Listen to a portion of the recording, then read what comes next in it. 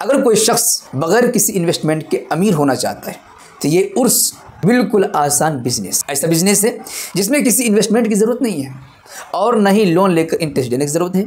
इसमें सिर्फ़ और सिर्फ ओनली प्रॉफिट है। चाहे नमाज ना पढ़ते हों, चाहे दीगर दीनी काम ना करते हों, इश्क़ रिसालत के जो तकाज़े हैं, इश्क़ औलिया के जो तकाज़े हैं, अगरचे उनको पूरा ना करते हों, लेकिन फिर भी उर्स कर लेने से वो सबसे बड़े आशिक़ औलिया। कि ये जो 365 उर्स पर डे हो रहे हैं हमारे सुन्नियों के, क्या लगा रखा है तुमने यार? क्या अल्लाह ने हमें इसी उर्स के लिए पैदा किया है?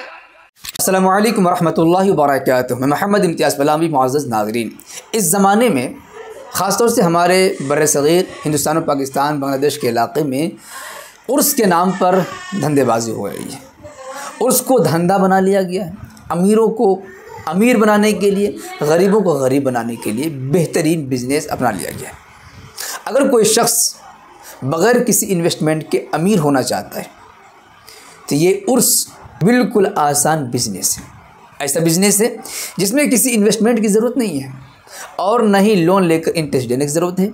इसमें सिर्फ़ और सिर्फ ओनली प्रॉफिट है। जी हाँ, धंधेबाजी इस कदर उरूज पर है कि लोगों ने अपना धंधा चलाने के लिए जो उर्स करने वाले हैं उनको आशिक़ औलिया, और जो उर्स से दूर रहने वाले हैं उनको गुस्ताख़ औलिया का लक़ब दिया जा रहा है। क्यों?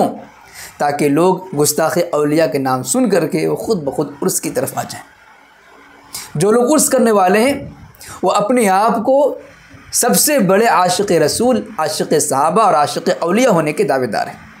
चाहे नमाज ना पढ़ते हों, चाहे दीगर दीनी काम ना करते हों, इश्क़ रिसालत के जो तकाज़े हैं, इश्क़ औलिया के जो तकाज़े हैं, अगरचे उनको पूरा ना करते हों, लेकिन फिर भी उर्स कर लेने से वो सबसे बड़े आशिक़ औलिया। और जो हकीकत में हज़रात औलिया किराम से मोहब्बत करने वाले, अक़ीदत रखने वाले, उनके नक्श कदम पर चलने वाले हैं, अगर वो उर्स के नाम पर होने वाले बिज़नेस में इन्वेस्ट ना करें, उन लुटेरों के पेट को न भरें, उनके जेब को न भरें, उनको कुछ रुपए न दे नजराने, तो यही सच्चे आशिक़ औलिया इनकी नज़र में गुस्ताख़ औलिया बना दिए जाते हैं। सबसे ज़्यादा जो अफसोस की बात वो यही कि उर्स न करने की वजह से जो आशिक़ औलिया हकीकतन हैं उनको गुस्ताख़ औलिया का लक़ब दिया जाता है। और जो लोग चर्स गांजे वाले हैं, सिर्फ उर्स कर लेने की वजह से उनका लेबल लग जाता है आशिक़ औलिया। पूरे मुल्क के तुल अर्ज़ का आप जायज़ा लें तो रोज़ाना सैकड़ों उर्स हो रहे हैं किसी न किसी उन्वान से। जी हाँ, इस सिलसिले में बरेली मज़हब से ताल्लुक़ रखने वाले एक मशहूर ख़तीब हैं मुफ्ती शमसुद्दीन मकराना साहब। आप इनकी गुफ्तगू इस सिलसिले में सुन लीजिए, वो पब्लिक की इस्लाह के लिए कितनी अच्छी बातें कह रहे हैं। पूरी कौम को जो बचा खुचा था ना, पूरी कौम को ऐसा सिस्टमेटिक ढंग से लगा रखा है लोगों ने। इतने उर्स हैं अल्हम्दुलिल्लाह हमारे यहाँ, जो मरा उसका शुरू, जो मरा उसका उर्स शुरू। कोई लिमिट है भाई साहब? 365 दिन पर अगर उर्स को तकसीम किया जाए, एक एक दिन में 365 उर्स हो रहे हैं हमारे यहां पूरे मुल्क में। अब मैं आपसे पूछना चाहता हूं कि ये जो 365 उर्स पर डे हो रहे हैं हमारे सुन्नियों के, क्या लगा रखा है तुमने यार?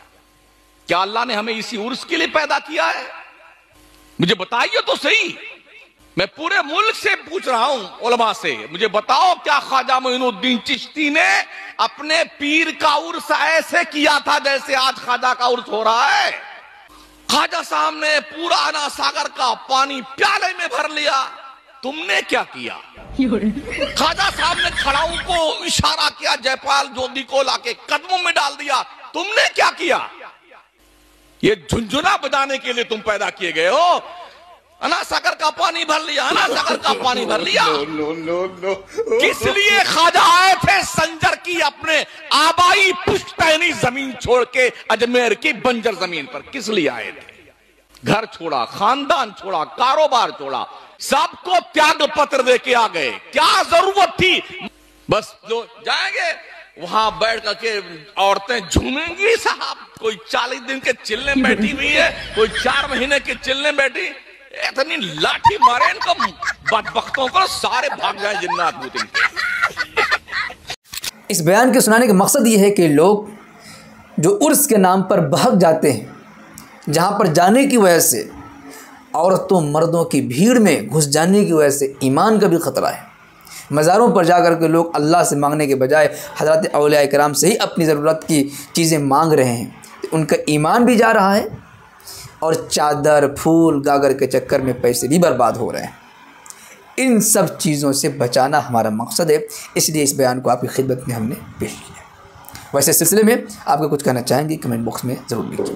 वीडियो को लाइक करें, खूब शेयर करें ताकि ऐसे नाकारा लोगों से बच सकें, ऐसे धंधों से बच सकें, इस्लाम के नाम पर होने वाली खुराफात से बच सकें, ईमान के लुटेरों और जेब कतरों से अपने आप को बचा सकें। शुक्रिया, जज़ाकल्लाह। अस्सलामु अलैकुम वरहमतुल्लाहि वबरकातुहू।